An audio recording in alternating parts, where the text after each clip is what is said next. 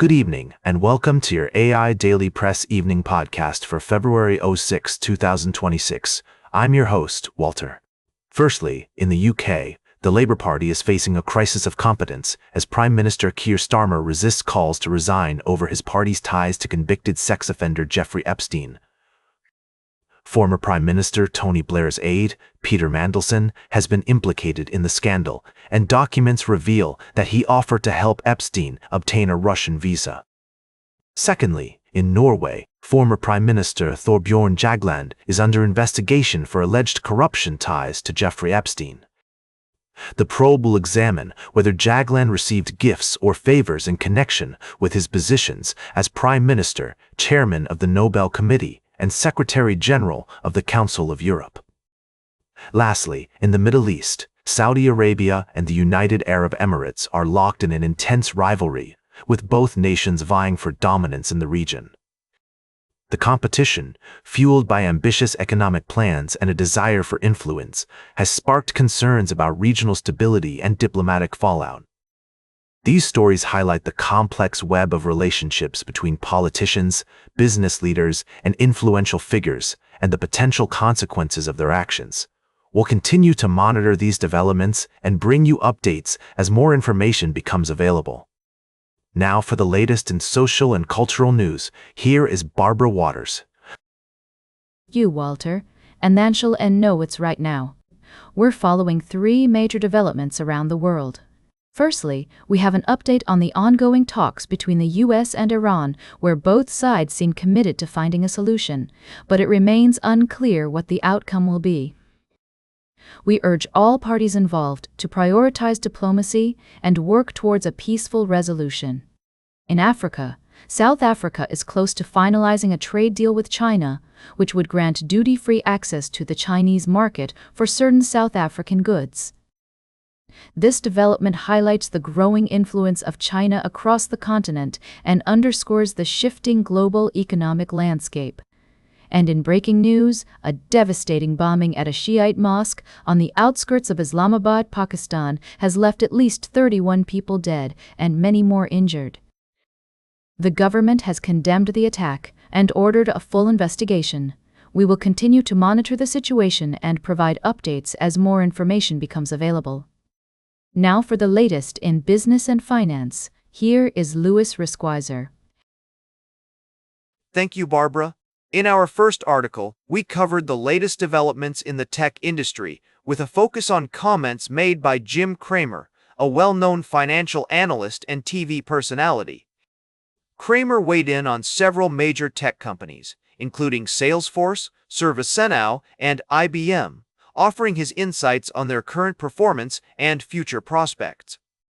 In our second article, we took a closer look at the volatility in the precious metals market, specifically the recent price surge of silver.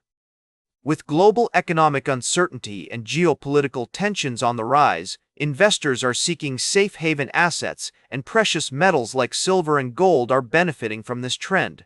We also spoke with experts who advise that precious metals should make up no more than 10% of a portfolio. And in our most recent article, we brought you updates on the latest market news, including the rescheduled January jobs report and fresh signs of trouble in the labor market. We also covered the quarterly results of several major companies, including Reddit, which reported better than expected revenue growth. Remember to stay ahead of the curve and keep your finger on the pulse of the markets with us. Announcer: the AIDailyPress Evening Podcast is brought to you by our team of expert analysts and journalists. Tune in every day for the latest news and analysis from the world of finance and beyond. Now for the latest in science and technology, here is Carl Starman. Thank you, Louis. Firstly, NASA's Artemis II crew is preparing for their historic mission to the moon, but before they blast off, they're undergoing a critical period of quarantine to ensure the success of their trip. This health stabilization program is crucial not only for the crew's health but also to protect the moon itself from cross-contamination. In other news, we've been exploring a new book that's making waves in the scientific community, A Brief History of the Universe by Sarah Alam Malik. This fascinating tale weaves together the threads of human discovery, from ancient civilizations to the latest breakthroughs in quantum mechanics, reminding us of the awe-inspiring complexity and beauty of creation. Lastly, we've been following updates on NASA's Artemis program, which aims to explore the moon's south pole craters where usable ice might exist. The program highlights the importance of quarantine protocols in protecting celestial bodies from contamination, a crucial consideration as we look to the future of space exploration. Tune into our previous episodes for more in-depth discussions on these topics, and join us again soon for more exciting stories from the world of science and space exploration. Now for the latest in sports, here is Howard Closewell. Thank you, Carl. First off, let's talk about the intriguing tale of Sam Darnold, the former New York Jets quarterback who's now leading the Seattle Seahawks into the Super Bowl against the New England Patriots. As we explored in one of our previous episodes, Darnold's journey is a complex one, marked by both promise and disappointment during his time with the Jets.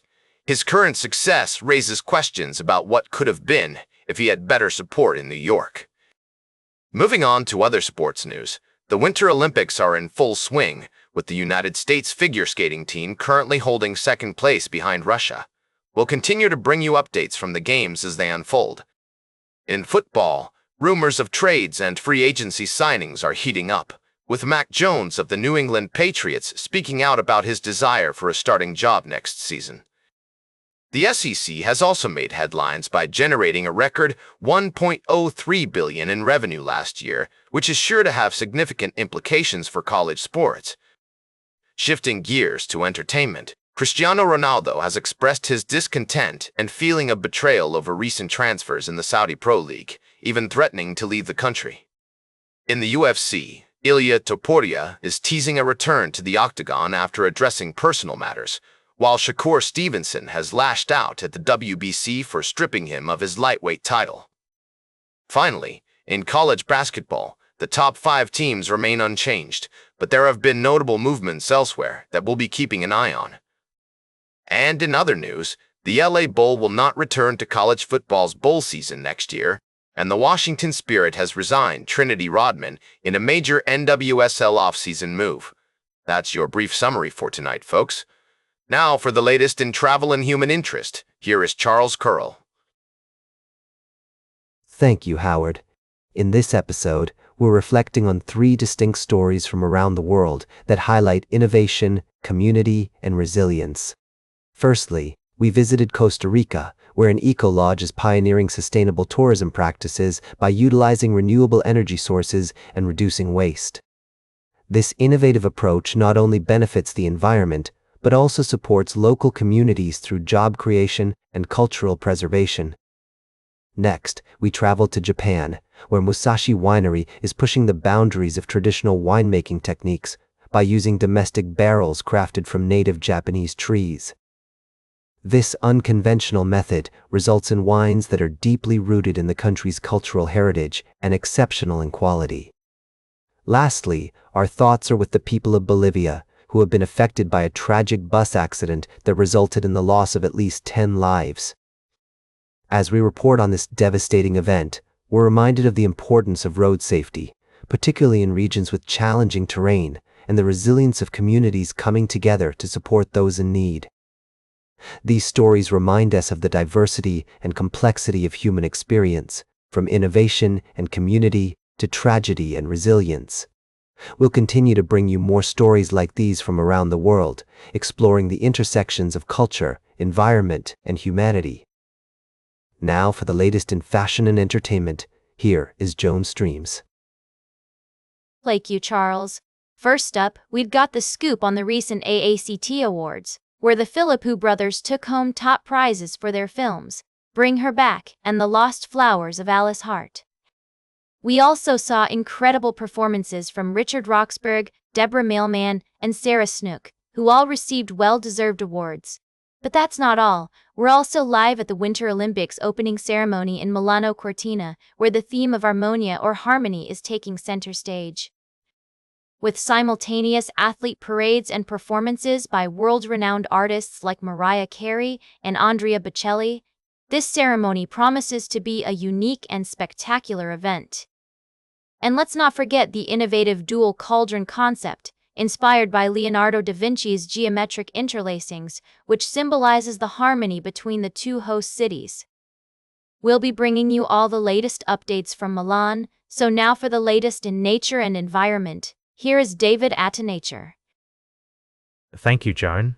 Firstly, we reported on a devastating environmental disaster in New Zealand, where a massive sewage spill has contaminated a significant stretch of coastline, posing a severe threat to marine life. The incident serves as a stark reminder of the importance of responsible waste management and the need for immediate action to mitigate the damage.